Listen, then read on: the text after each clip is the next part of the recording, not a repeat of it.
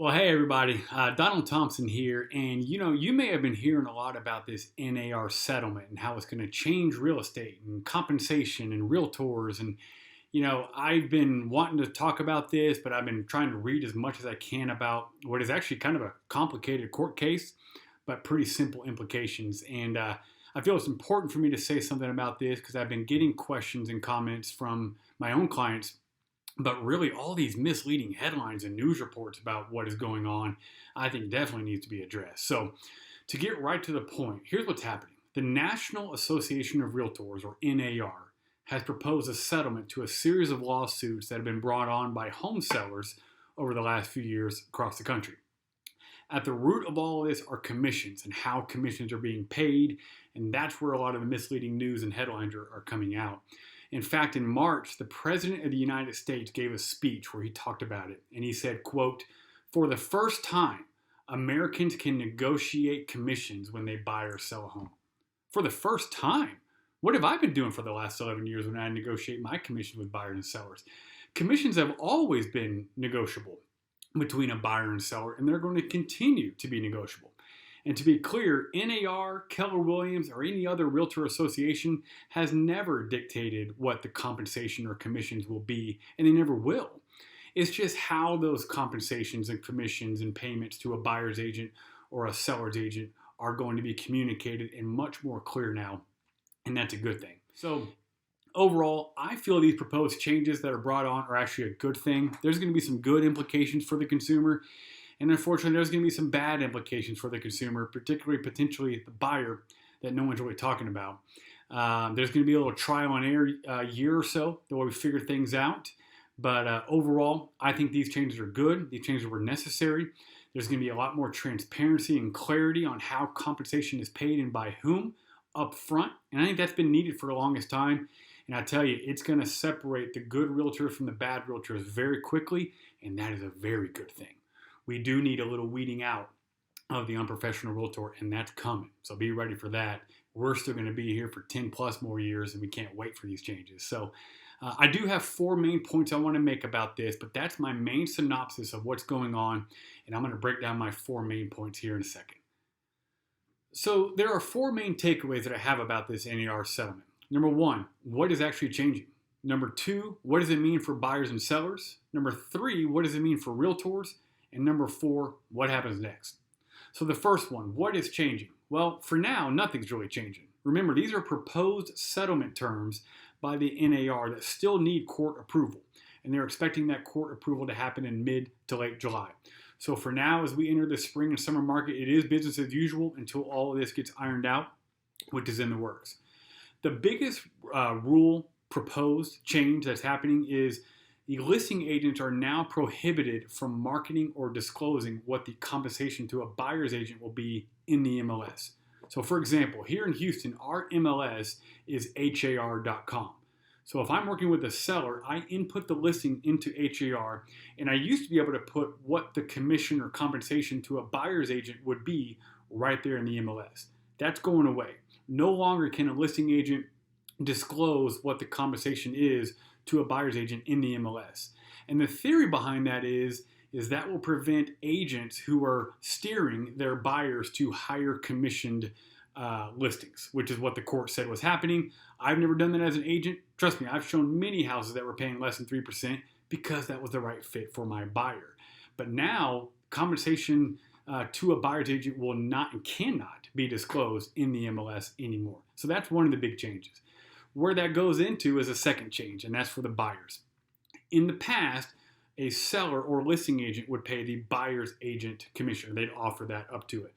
Well, not anymore necessarily. They can still do that, but now a buyer who is working with a buyer's agent to find a home will have to sign what's called a buyer's representation agreement, or a written agreement that states exactly how much a buyer will pay for their own buyer's agent, especially if the seller is not offering any compensation to the buyer's agent. So that will have to be determined, very clear, very transparent up front. Just like someone who hires an attorney, buyers will have to hire their own buyer's agent and pay their own buyer's agent, and that will be stipulated exactly how much that will be, especially if the seller's not offering any compensation to a buyer. That's going to really weed out a lot of realtors who don't know how to show their value or don't bring a lot of value to their buyer. And that's a good thing. Bottom line, buyers and sellers will have a much clearer understanding of how each realtor will be compensated and by whom. The realtors who show that value will do very well in this industry. The realtors who can't show their value well will not do well in this industry, and I think that's a good thing. The second big point I want to make about this is how this is going to affect buyers and sellers. Buyers are still going to need representation when they go to buy a home. They're going to still need help. Sellers are still going to need representation and help when they go to sell a home. Remember, what do sellers ultimately want? They want to sell for the best overall terms in the quickest way possible with the least amount of hassles. What do buyers want? They want to find the best home that fits their needs in the time that they need for them with the least amount of hassles. How does that work? It works a whole lot better when both sides have their own agent helping represent them on the side. When I'm a listing agent representing a seller, trust me, I want a buyer's agent involved because I know they're bringing a legit pre-approved buyer to the table and they're going to help make sure that deal gets done to the closing line successfully. If a buyer chooses to work with a buyer's agent, that buyer needs to be ready to pay their own agent just like they would their own attorney. Sellers can still offer compensation to a buyer via closing cost credit, which can help go pay the buyer's agent commission, but buyers need to be making a decision up front whether or not they're going to use a realtor or try to do it on their own. And there's a whole lot of pitfalls to trying to do it on your own that we'll talk about another time. A seller, like I said, still can offer compensation or concessions to a buyer that can help go pay the buyer's agent. But the payment to a buyer's agent will now need to come from a buyer, whether or not a seller is offering concessions to help pay for that or not. That's where a realtor is going to really need to show their value if they're going to want to work with a lot of buyers in here. Buyers are better served when they have a realtor representing them and fighting on their behalf. That's the case even if a buyer finds the house on their own, and I'm doing one of those deals right now. For sellers, they're going to have a much clearer understanding of how compensation works and who is getting paid what. It's going to be much more transparent and more clear on how that compensation works. And those compensation or commissions are as negotiable now as they have always been. The third main point I want to make is, how does this affect the realtors? Well, realtors are going to have to show their value like never before. And if a realtor is working with a buyer, they're going to have to try to show that value to a buyer up front before they ever even show them a home. And that can be kind of tricky. This is going to weed out a lot of bad realtors in the industry, and I think that's a very positive thing, not only for the consumers, but for us realtors who are trying to do the right thing. There's just too many of them, and the unprofessional behavior of some realtors has caused these issues, and that's going to change. You know, Xanath and I, we are not worried about these changes. We actually welcome these changes. We think there should be more transparency and clarity for the consumers, and these are positive changes that we're going to adapt to it with it. You know, fortunately, we've been in this business for 10 years now, and our business is built on the foundation of referrals from our past clients.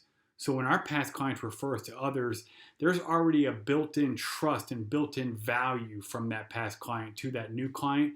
And that's how we're going to continue to grow our business through all this. And we're going to adapt with the changes that I think are necessary and good. My fourth and final point about this NAR settlement is what happens next. Well, for the next 4 months or so, nothing really changes. Remember, these are still settlement proposed terms that need to be approved by the courts, and they're expecting that to happen in mid to late July. So in the meantime, we're gearing up as business as usual as we get into the spring and summer market, which is good because it's about to get busy, thankfully. We're going to keep monitoring all these developments and keep adapting to the new rules and keep our clients updated on what this means for them. Look, the realtor is not going the way of the travel agent. We're not helping people book a flight or a hotel room here. We're helping people with the biggest, most personal investment of their lives, and we're not going anywhere, especially the good realtors. We're still going to be here to help buyers and sellers. Just how we do that is changing up a little bit. But the realtor is not going away. Well, the good realtors are not going away, I should say. The bad realtors probably are. And again, that's a good thing. I think that's going to be one of the most positive changes of all of this for both consumers and realtors out there. But we'll continue to adapt them. We're not going anywhere. We'll still be here to help whoever needs it with the biggest, most personal investment of their entire lives.